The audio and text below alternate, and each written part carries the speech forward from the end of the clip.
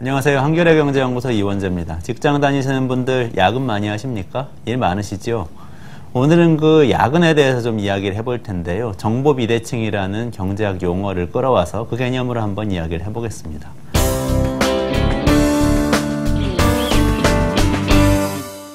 일요일 오후쯤 되면은 어떠세요?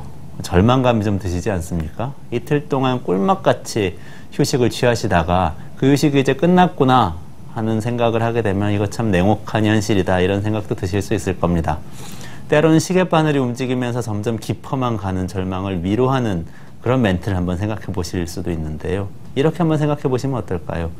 예전에 일주일에 6일 일하던 때 그때보다는 훨씬 더 많이 쉬었는데 뭐 이 정도면 많이 쉰 거 아닌가?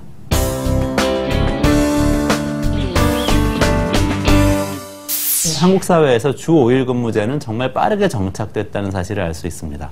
법적으로 주 5일 근무제가 도입된 시점, 좀 더 구체적으로는 주당 법정 근로 시간이 40시간으로 줄어든 시점, 그때는 바로 2004년 7월이었습니다.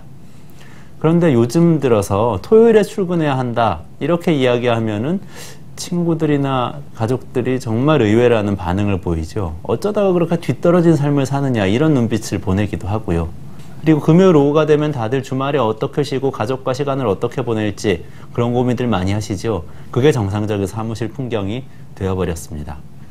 그런데 이런 흐름에 예외가 있습니다.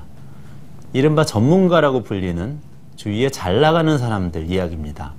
펀드 매니저니, 변호사니, 회계사니, 컨설턴트니 그분들의 퇴근 시간은 오히려 점점 더 늦어지는 것 같습니다. 주말도 없이 일하는 것처럼 보이고요. 돈은 많이 벌지 어떨지 몰라도 어쩐지 불쌍한 인생을 살고 있는 것처럼 보이는 분들이 상당히 많습니다. 주 40시간 근무라는 법조문이 쑥스러울 정도로 이 전문가들이란 분들은 주말 출근에 야근을 밥 먹듯이 합니다. 그리고 이들에게는 긴 근무 시간 이외에도 공통점이 있습니다. 바로 모두들 지식 서비스 업종에 종사한다는 점입니다. 사실 이분들의 긴 근무 시간에는 이유가 있습니다. 지식 노동자와 고용주 또는 지식 노동자와 지식 소비자 사이에는 정보 비대칭이 있습니다. 그게 바로 그 이유입니다. 어떤 물건은 소비자가 정보를 거의 정확히 알 수가 있습니다. 예를 들면 컴퓨터가 그렇죠. CPU는 인텔 것을 썼는지 AMD 것을 썼는지 메모리는 어느 정도 용량이 들어가는지 하드디스크의 속도와 용량은 얼마 정도인지 그건 각각 어느 회사에서 만든 부품들인지 이런 정보가 정확하게 나와 있고요. 이것으로 품질을 추정할 수 있는 게 바로 컴퓨터라는 제품입니다. 이때 정보는 대칭적입니다. 소비자가 제품의 내용에 대해서 정확히 알고 구매를 할 수 있는 겁니다. 그런데 중고차를 한번 생각해 보시죠. 사는 사람은 이게 사고가 났던 차인지 아닌지 또는 전주인이 차량 정비를 잘했는지 안 했는지 파악하기가 상당히 어렵습니다. 파는 사람만이 그 정보를 압니다. 여기에서 사는 사람과 파는 사람 사이에 정보 비대칭이 생깁니다. 지식노동도 사실 비슷합니다. 중고차와 비슷하다는 이야기죠. 정보 비대칭이 발생을 하는데요. 예를 들어서 어떤 기업이 컨설턴트에게 경영 컨설팅을 받고 나서 그 가치를 입증하려고 노력하는 장면을 상상을 해보십시오. 몇 년에 걸쳐서 그 컨설팅 결과물을 지루하게 실행하면서 그것을 평가해보고 그 일을 계속 반복해봐야만 컨설팅을 잘 받은 것인지 아닌지를 알 수가 있습니다.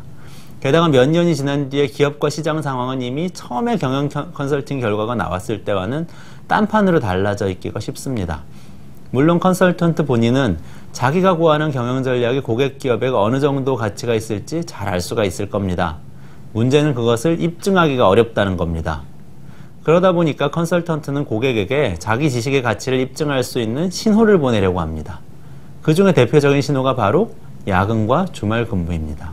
컨설턴트가 고객사의 담당자보다 언제나 늦게 퇴근하는 이유가 바로 이것이죠.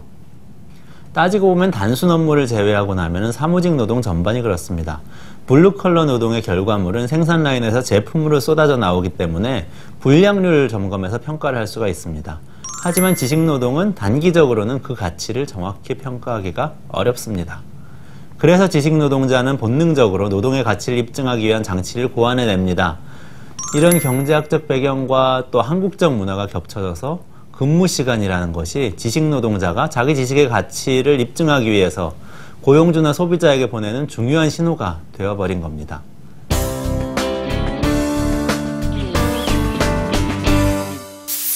문제는 다른 모든 것에서와 마찬가지로 여기서도 경쟁이 생겨난다는 겁니다. 누군가가 유별나게 힘들게 일하고 늦게 일한다는 신호를 고객에게 보내면 경쟁자들도 쫓아가지 않을 수가 없죠. 결국은 모두가 패자가 되는 루즈루즈 게임이 됩니다. 삶은 점점 피폐해지고 생산성은 떨어지게 되죠. 우리 모두를 불행하게 만드는 야근의 덫이라고 할 수가 있겠습니다. 이원재의 5분 경영학, 오늘은 여기까지입니다. 고맙습니다.